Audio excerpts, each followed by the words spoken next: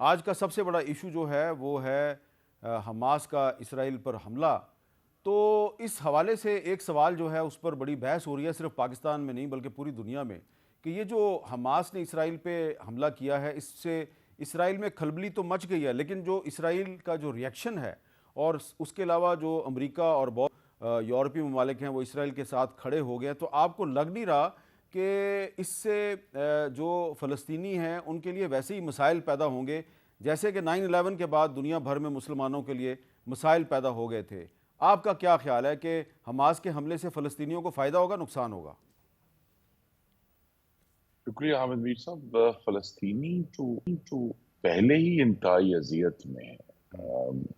یہ بات کہنا ضروری ہے، یاد کرانا ضروری ہے کہ نہ صرف اسرائیل کا جو غیر قانونی قبضہ ہے فلسطینی زمین پر، اس کو 75 سال ہو گئے ہیں، لیکن 16 سال سے 2007 سے یہ غزہ کی پٹی جو ہے جہاں سے یہ سارا معاملہ کھڑا ہوا ہے اس کو اسرائیل نے بلاکیڈ کیا ہوا ہے. وہاں چھوٹی سی جگہ پر سینکڑوں چیک پوائنٹس ہیں.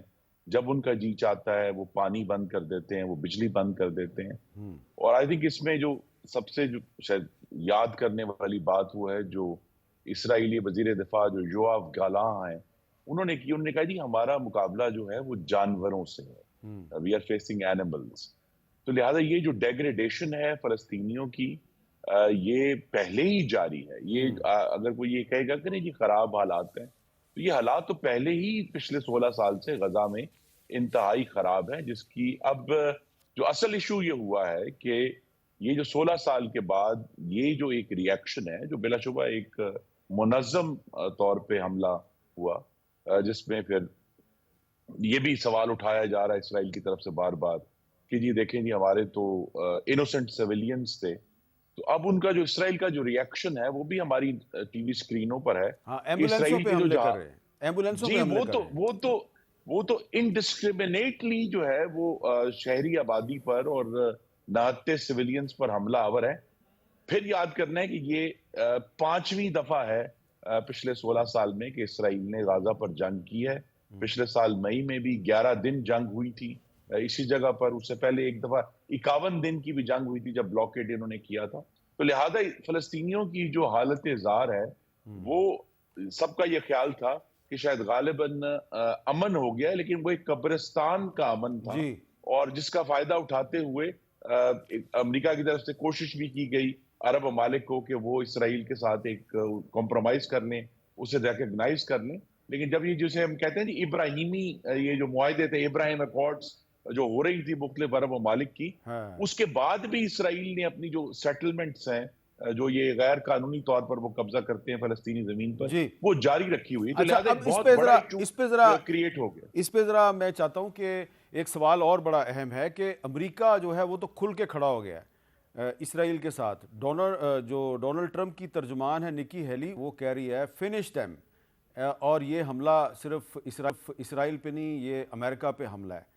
لیکن سعودی عرب، مصر، جارڈن، بہت سے جو مسلم ممالک ہیں ان میں کسی رہنما نے یہ بات نہیں کی کہ یہ حملہ جو ہے یہ تمام مسلمانوں پہ حملہ ہے. اسرائیل بمباری کر رہا ہے اگر غزہ پہ تو اس کا مطلب ہے کہ وہ ہم پہ بھی بمباری کر رہا ہے. اور اس حوالے سے لگ یہ رہا ہے کہ عالم اسلام جو ہے اس کے عام لوگ جو ہیں، عام مسلمان، وہ تو فلسطینیوں کے ساتھ اظہار یکجہتی کر رہے ہیں، لیکن جو ہمارے حکمران ہیں، حکمران اشرافیہ، اس کا رد عمل کافی کمزور ہے.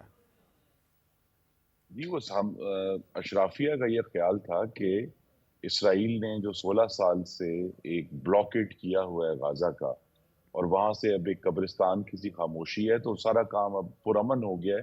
تو لہٰذا اب اسرائیل کے ساتھ جو ہے وہ کمپرومائز کیا جا سکتا ہے. اس میں دو باتیں ہیں. ایک تو امریکہ کا آج کا جو ریئیکشن ہے اس میں بہت بڑا ہاتھ ہے.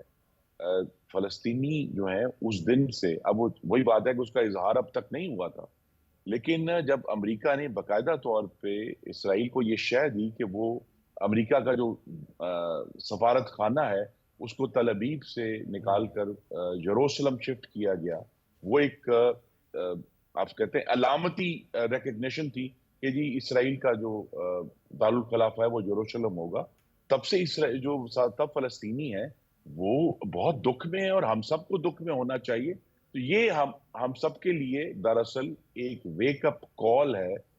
ایک ہمیں جھنجھوڑا ہے فلسطینیوں نے کہ وہ زندہ ہیں، اپنی حریت کے لیے زندہ ہیں، اپنی آزادی کے لیے زندہ ہیں. اور ایک بار پھر یہ سوال اٹھا دیا ہے کہ کیا مسلمان ممالک جو ہیں وہ اگر ان کی مدد کو نہیں آ سکتے، کم از کم ان کے جو جمہوری حقوق ہیں ان کی آواز تو بلند کریں.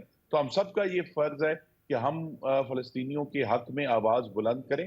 اور اس لیے آج مجھے بےحد خوشی ہوئی کہ پچھلے کچھ سالوں سے پاکستان میں بھی اسرائیل کو ایکسپٹ کرنے کی جو کوشش جاری تھی. اور پارلیمان میں موجود تھا جب یہ گفتگو بھی ایک پی ٹی آئی کی جو رکن تھی قومی اسمبلی کی، انہوں نے کہا کہ جی ایکسپٹ کر لینا چاہیے. مختلف لوگ یہ بات کرتے ہیں. تو مجھے آج بڑی خوشی ہوئی کہ میرے پاسپورٹ پہ آج بھی لکھا ہے کہ دنیا کے تمام ممالک کے لیے کارآمد سوائے اسرائیل.